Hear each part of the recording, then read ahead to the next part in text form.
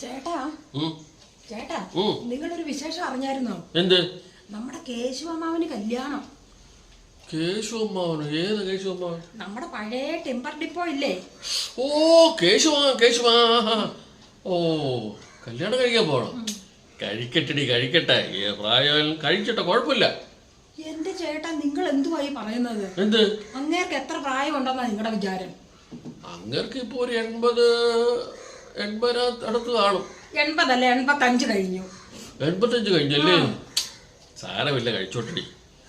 ഇപ്പൊ എന്തോ 85 കല്യാണം കഴിഞ്ഞപ്പോ എന്തോ സംഭവിക്കാൻ പോകുന്നൂടെ? അയ്യോ, 85ാമത്തെ വയസ്സിൽ കല്യാണം കഴിക്കാനോ? എന്നിട്ട് എന്തോ ചെയ്യാനാ? ഓ എന്റെ ദൈവമേ, എടി നിനക്കതിന്റെ ആ ഗുട്ടൻ സല്ലൂടാക്കിയിട്ടാണ്. ഇന്നത്തെ കാലത്ത് ആണുങ്ങൾക്ക് കല്യാണം കഴിക്കണമെന്നുണ്ടെങ്കിൽ ഏറ്റവും നല്ല പ്രായം 85ാമത്തെ വയസ്സാണ്. എന്നിട്ട് നിങ്ങൾ അങ്ങനെയല്ലല്ലോ ചെയ്തത്. എടി പറയട്ടെ, അതിന്റെ കാര്യം എന്താന്ന് ചോദിക്കണീ. അതിന്റെ കാര്യം എന്തുവാ കേക്കട്ടെ.